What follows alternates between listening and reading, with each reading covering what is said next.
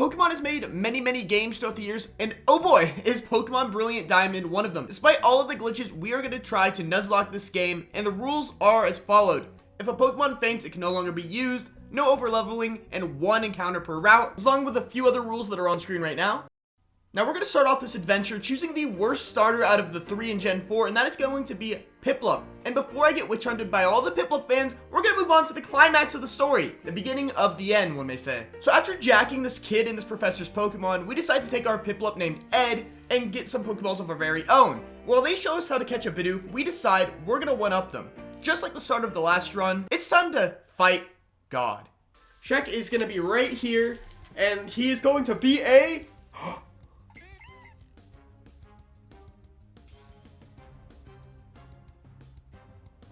Now, after catching Shiny Bidoof, we decide to name it God, of course, because it is the only appropriate name for this monster. So now we're going to check its nature, and wow, what a fitting name. Now knowing we have a blessed run, we're going to continue our adventure with not Rowlet, the Starly we catch on the next route, which, I mean, it could be worse. And Pizza the Shinx, which couldn't be worse. So now I'm starting to think that maybe that Bidoof took away every single bit of luck that we'll ever get from this playthrough, and that scares me. But I mean, look at this guy. It's worth it. Despite that sinking feeling of unluckiness, we're just going to run through the first gym because it's a rock-type gym and we have a water-type starter, so we just kind of drowned all of them. Now, unlike the first gym leader, here we have a challenge. This double Pachirisu battle may be one of the hardest battles in the game. I don't know why, but these two little schoolgirls are terrifying. So, there's a problem. Now that I'm kind of looking at our team, I'm now realizing that we have literally nothing to take on Pachirisu. Now realizing that our team has a weakness towards electric types, we're kind of scared. Or maybe it's just Pachirisu because, you know, world champ diff, right?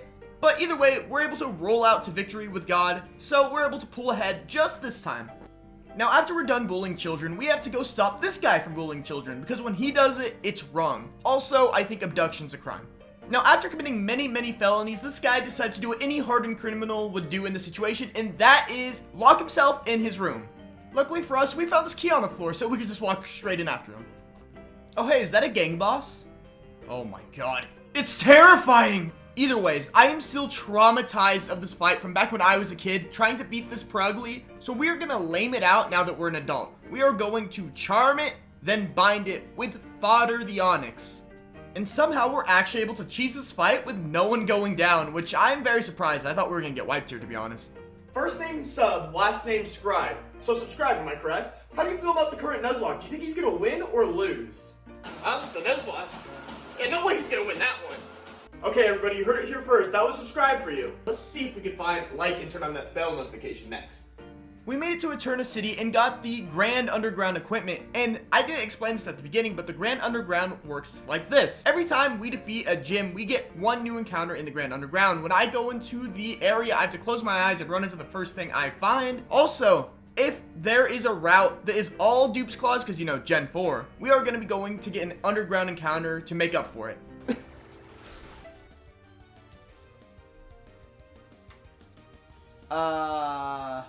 Between this Gastrodon already hitting like a truck, then this happening, we knew there was only one option left. Run. Oh, thank God. You're welcome. After that failed Gastrodon run, it was time to take on the second gym leader, and we were more than prepared with plenty of flying types and a Kadabra for that Rosalia, and this battle seemed to be going very well at the start, but there was one thing we did not account for. And I'm just not sure if my PC can handle it with how bad it is right now, but I'll definitely download it and, you know, set it.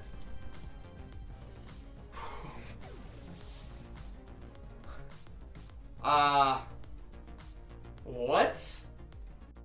Apparently, Kadabra has very low defense, and that Rosalia apparently does a lot of damage. So we got one shot with the first KO of the series. Goodbye, Wiener Dog the Kadabra. You will be missed. For a long battle against this Roserade, we eventually take it home with our Staravia or not Rowlet, and this will be the end of the second gym. After making it up the floors of our local mob boss hideout, we find Jupiter. And we decide we're gonna sweep Jupiter with God, the shiny Bidoof. Since we have simple, we can defense curl up as much as we need to, use X attacks, then roll out all the way home and take this one to victory. Oh no. Okay. No. No! Hopefully we can see. That's a special attack too.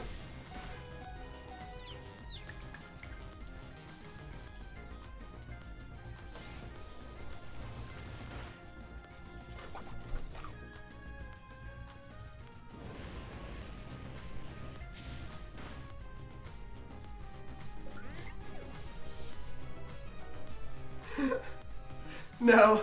God, why? No. Goodbye.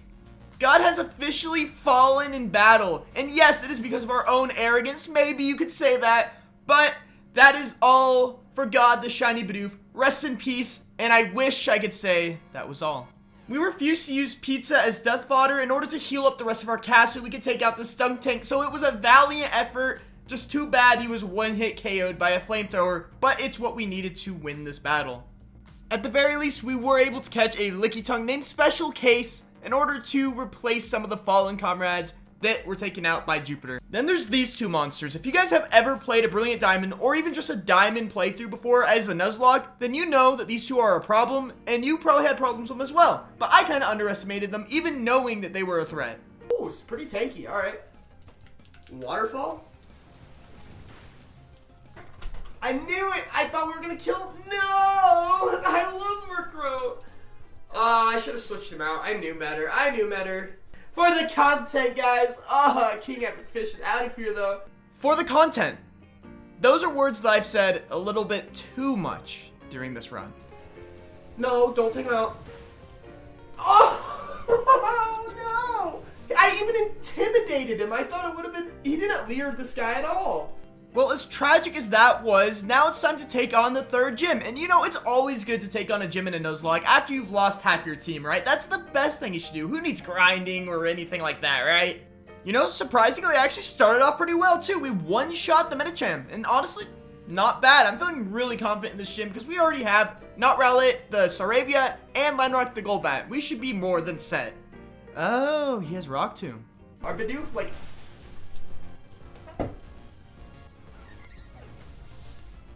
Oh, and there's Rock Tomb. Well, at least we took out the only threat to our team. Huh. I'm first. Let's try that. What? What? What? Okay, okie doke, that's fine. I know, just like last time, man, just like last time. Okay, wait a second. You're joking me. Yes, of course, the one-turn sleep, that makes sense. Remember when I said my luck may have been completely gone this run as soon as I got the Bidoof? Yeah. One more sing from you, Metal Claw will kill us, but come on, sing it up. I knew it. No! Dang it! Ah! No! That's so sad. That was so sad. Just like our last run, the third gym just happens to be our kryptonite. We cannot get through it. And in a typical Nuzlocke run, that would be the end off of a blackout. But we decided we're going to go until we're out of Pokemon or until I think I literally cannot beat the gym. So I'm going to go level up a team and come back and try again. Here's the new team, right? Not too bad, right? A little shabby. Not knowing if our new team was quite ready for the gym leader, we decided to take on some of the gym leader's trainers around the gym. And then this happened. Dang. Missed Supersonic twice, who did?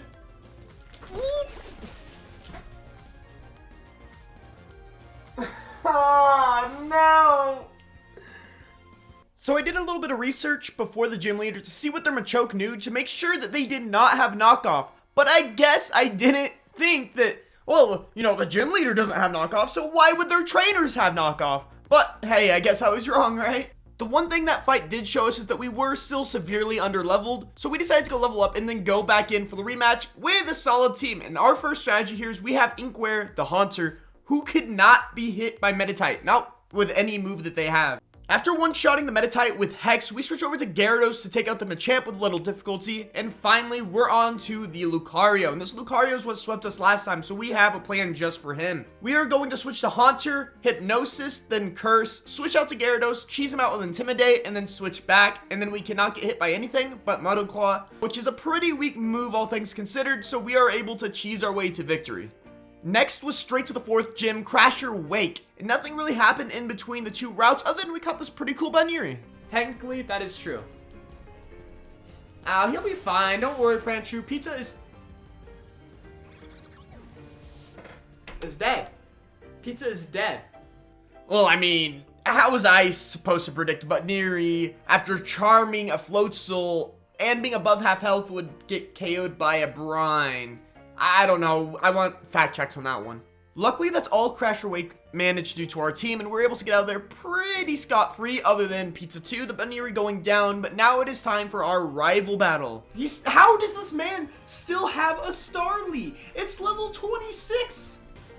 Huh. This guy's a joke.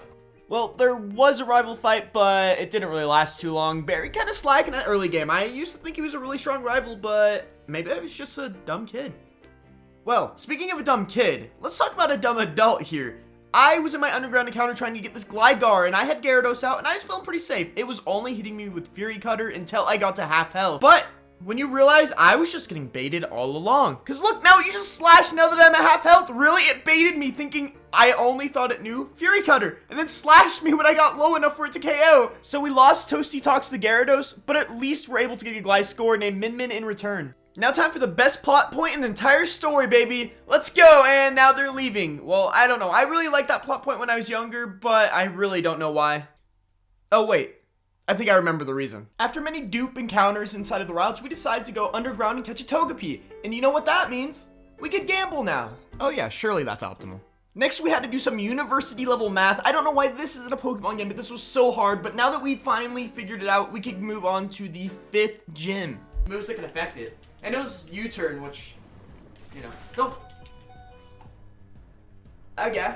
So this Gengar was a problem, and we had to PP stall it out with Scorpy for a long time. It took like 5 minutes for this thing to run out of PP on Sludge Bomb. But eventually it runs out of Sludge Bombs, and we're able to switch into Floatzel, which, you know, wasn't the best idea. Using it so it can't have it anymore. I think it might only be 10. I don't know. Oh, it was a crit. How many times have I gotten crit this fight? But through even more stalling and eventually not getting crit, which took a while, we actually took out the Gengar, and now we're on to the final Pokemon, the Ace of Mismagius, which Wiener Dog actually solos, so that's the 5th gym. Oh, it's just Barry. Okay, well, let's see his level 34 Starly, right? Oh, a Staravia. Alright, he probably hasn't gotten that much better, right? Hunter, go! Hunter's dead! It just checks out at this point. This Heracross might be a problem. This might be a Brick Break. Alright, that's not gonna... I forgot. Oh my god, I forgot. The tail whip. Well, after foolishly forgetting that I had a defense drop, we're going to continue to beat Barry with 3 lost Mons here, 2 of which were our carries. So now we're going to try to go into the cave, get some new Pokemon, new encounters in that Lucario egg to take on the next gym. Unfortunately, double battles exist, and this guy is trash at them. Man, nah, never. We're just going to keep swapping it. Why did he try it to Ice Punch Ed? Well, now that we have confirmation that the AI cheats, we decide to throw out some of our death fodder just in case. Sorry, Eaglemint. We are forced to march on and get our encounter for this cave, which is going to be Steelix in. Wait, I know it is technically Dupe Clause, but I do not have online with this account. So I figured there's literally no way I could get Steelix with our current Onix. So I bent the rules a little bit so that we could have this Steelix, because it is literally impossible for us to get one any other way. All right, this fight right here, man, the trauma. So we're just gonna go ahead and summarize this one real fast. Almost dead, almost dead, dead, almost dead, oh, very dead. Oh, hey, did I mention amount of potions? One more. The winner of the run is going to be a... Come on. Airy Impulse. And just like that, the run is over. We're out of attacking moves. We literally cannot hit this Haunter, and he will one-shot anything we throw out. But an angel sent from the heavens named Aqua comes in to save the day, reminding us we have Ethers. We could reset our metronomes and give us 10 more chances to take out this Haunter. Like at least a burn or something, where we could bait him out with, you know, rest. Ember? Oh, Ember? Burn? We have a higher chance for burn on this character. Come on, get the burn. Yes! Let's go! We are able to get the burn on Haunter, securing the win for us when all things seemed lost. So Ed 2 Luck is going crazy with Metronome, but now it is time for the 6th gym, and we just lost our entire team. But after a little bit of leveling and some TM shopping, we're able to come up with a strategy to wipe through this guy with Swords Dance and Bulldoze on Min Min. So we just kind of sweep through his entire team here. After we've obtained the 6th gym badge, do you know what time it is? Yep, you guessed it. More terrorist attacks by Team Galactic. Let's go deal with this bomb threat real fast. You know, part of me thinks they'd be better off using the bombs in this situation, but now that that's over with, let's just go to the 7th gym.